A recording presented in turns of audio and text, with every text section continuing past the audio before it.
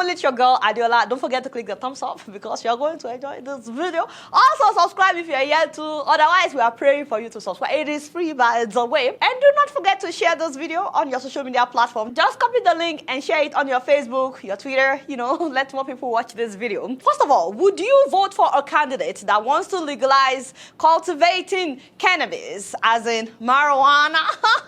Things are getting heated up in here as they prepare for their election in Kenya. And some of the candidates are really fascinating. First of all, you guys need to meet this lawyer. His name is David Mwaure Waihiga, who's running for president, and he's promising to end corruption in his first 100 days in office. And let me tell you what is this. Bad leadership that we have had in Kenya, impunity, corruption, wastage, lack of resolve and determination, and that's what my running mate and I are looking at. In our first 100 days, we want to bring it down.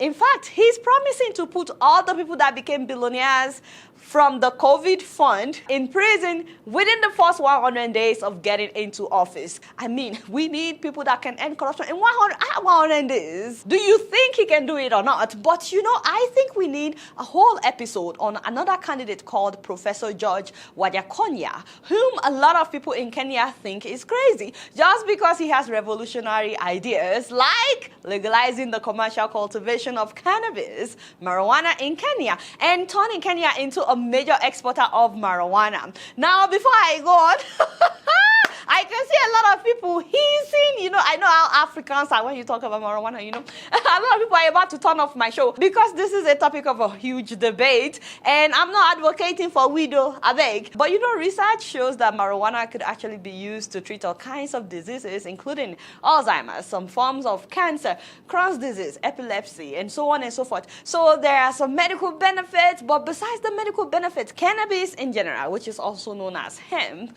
has thousands of uses. Some people will say up to 25,000 uses, from using it in fuel, food, textile. They use it in making cars and even hair products like this popular Indian hemp that a lot of people use in Nigeria, which is why some African countries like Lesotho, Zimbabwe, South Africa, Malawi, Eswatini, Zambia, Uganda, and Rwanda have all legalized the commercial cultivation of cannabis for medical and scientific purposes. So you would need to get an administrative license for the commercial cultivation of marijuana. So I just want to be clear that this Kenyan candidate is not saying that he wants to legalize smoking weed so that people can get high. It's not for smoking recreationally.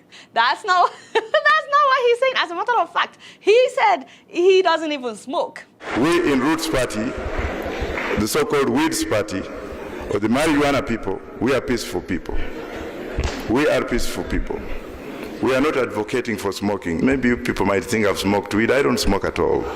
But of course, he's advocating for the commercial cultivation of marijuana, which he says he would use the money from that to pay off the debt of Kenya. Kenya is in debt, and Kenya borrows 2 billion every day, and it keeps on borrowing and borrowing. So the borrowing ceiling has gone beyond common sense. So I would like to pay off the Chinese debt, and the only shortest way to pay is by legalizing and growing marijuana for commercial and industrial medicinal purposes. Okay, Kenyans, do you think he can do it? Let's hear from you. According to Prohibition Partners, that's a research and consulting firm specializing in the legal cannabis industry, they are saying that Africa's legal marijuana industry could be worth as much as $7.1 billion by 2023, and that it will be worth that every year. But he's not just getting into marijuana. He also wants Kenya to start exporting snake venom, and hyena's testicles. Okay, so it's because of all these things, him wanting to legalize commercial marijuana, hyena's testicles, and snake's venom. This is why some people in Kenya think that he's crazy. But I feel like to some degree I agree with some Kenyans who believe that this man is crazy. Simply because this man has 16 degrees. No, like for real, I don't know, how do you even make this? How do you even make this up? He studied in Kenya, in Burundi, in the US, in the UK. I mean, there are headlines where they call him the most educated lawyer in Kenya, but there are also headlines where they call him the most educated lawyer in the world. I would particularly take this opportunity to thank the universities that I went to in the UK, starting from the University of Wolverhampton, where I did my bachelor's degree, the University of London School of Oriental and African Studies, where I did my first master's, the University of Warwick, where I did a master's, University of Westminster, where I did my legal practice course, and other universities to follow like Birkbeck and what have you. But as you can see, he's not crazy. In fact, he's eloquent, he's well-read, but he's not your typical African politician. Even in the way he dresses, you could tell. But of course, some religious leaders in Kenya are demonizing him because of his push for commercial marijuana. And religious leaders, please, I'm thankful to those who came to me and those who are now already pleading with me. Do not confuse society, because some of you are at the starting point of impunity. When you talk on things that are not right, you ought actually to do some research instead of coming out to condemn me.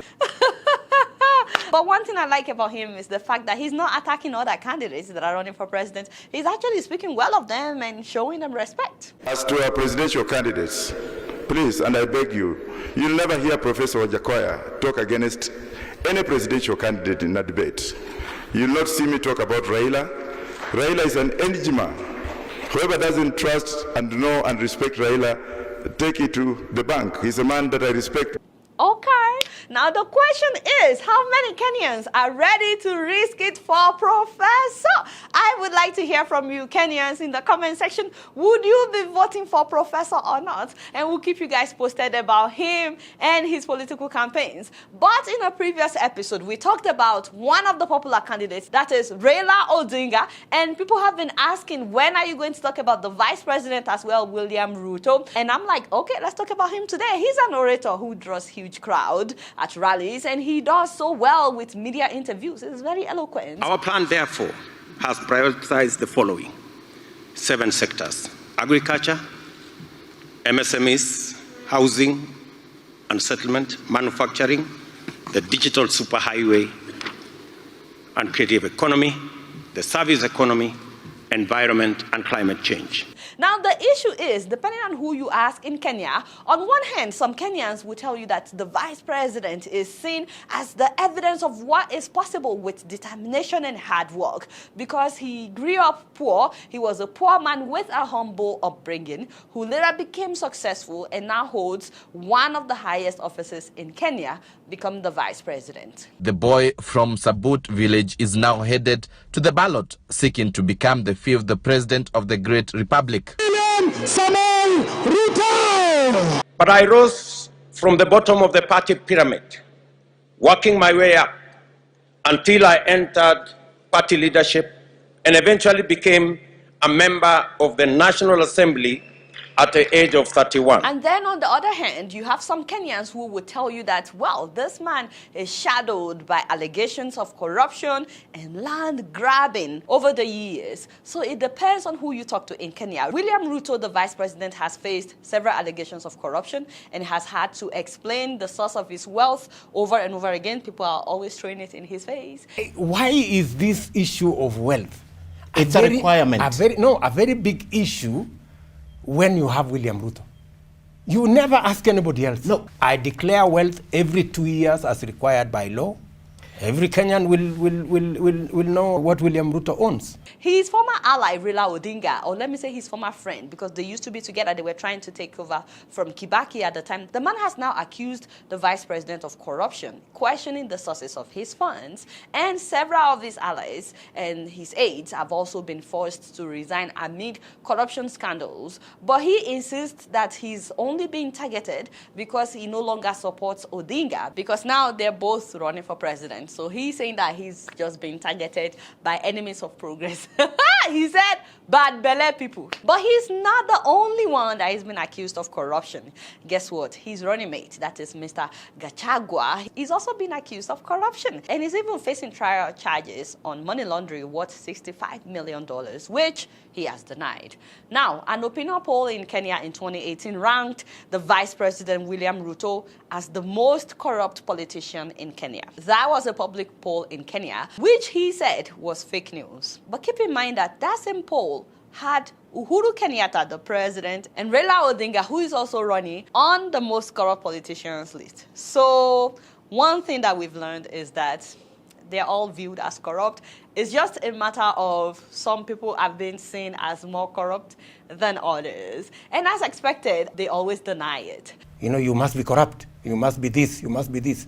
My friend, let me tell you, please, let us accept that there are children of people from humble background who, through hard work, through doing diligently what they are doing, they have gotten themselves somewhere. Don't forget that the vice president, the president Uhuru Kenyatta, were once taken to international criminal courts, but now their names have been cleared. In 2012, Ruto teamed up with President Uhuru Kenyatta, his co-accused, in the ICC to form a formidable force of a dynamic duo which clinched power in 2013 to run government for 2 terms.